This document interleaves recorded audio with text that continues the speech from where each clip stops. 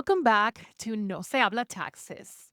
I'm Melissa Armstrong, your favorite CPA and fractional controller, and the person in your life who's going to say the thing nobody else is saying about your business finances. Review, and half of you mentally checked out. You pictured spreadsheets and a boring Saturday afternoon and a very large cup of coffee that is not doing its job.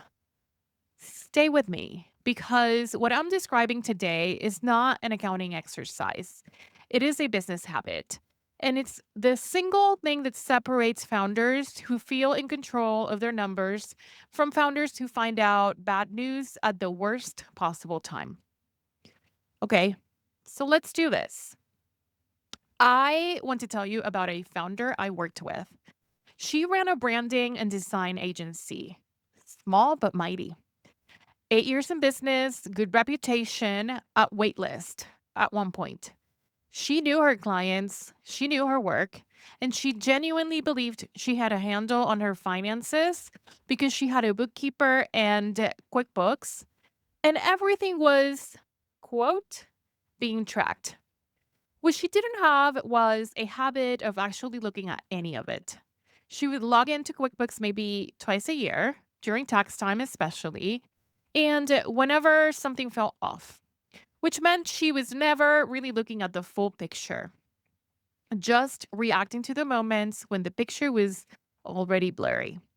So when I sat down with her and we pulled the quarterly numbers, a few things showed up that she had no idea about. Her gross margin had been slowly eroding for almost a year. Retainer clients she'd underpriced in 2021 were still on those same rates. New project costs had crept up because she'd added a contractor, but she hadn't really revisited what she was charging to cover that. Margins looked fine on the surface until you ran the numbers by client, and then it was absolutely not fine. One client, her oldest and most loyal client, represented about 55% of her revenue. She knew they were a big client. She just didn't realize they were that big. And her accounts receivable aging, she had two clients sitting past 60 days. Combined, that was almost $20,000 that she had already done the work for, but it hadn't come in yet. She thought cash was tight because it had been a slow month. It wasn't a slow month. It was a collections problem, and she had overlooked it because she wasn't keeping up with her numbers. None of this was a catastrophe yet, but it was getting there.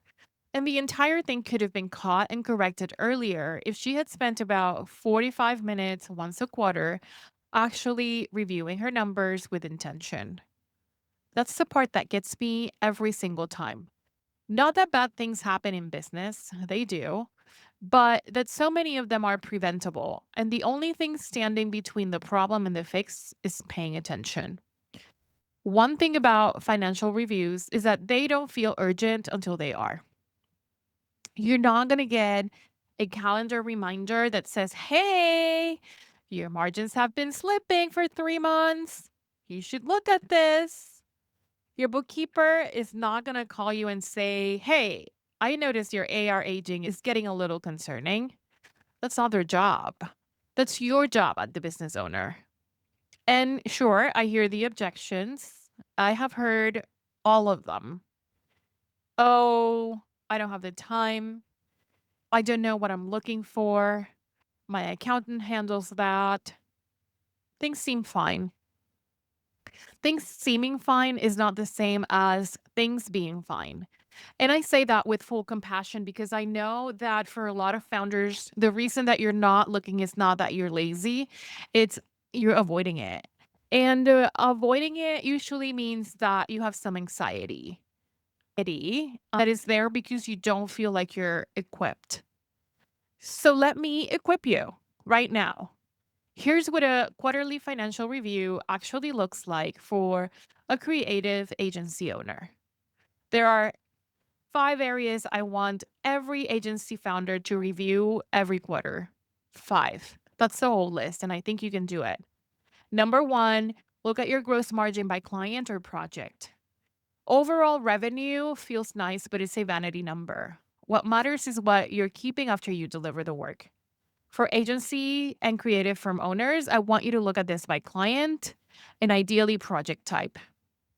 Are your retainer clients as profitable as you think? What about the project work versus ongoing work? If you have a contractor or a part time employee delivering on specific accounts, are those accounts actually covering the cost? And this is where the quiet margin erosion lives, not in one big problem, but in a handful of relationships that stopped making financial sense somewhere along the way, but nobody noticed.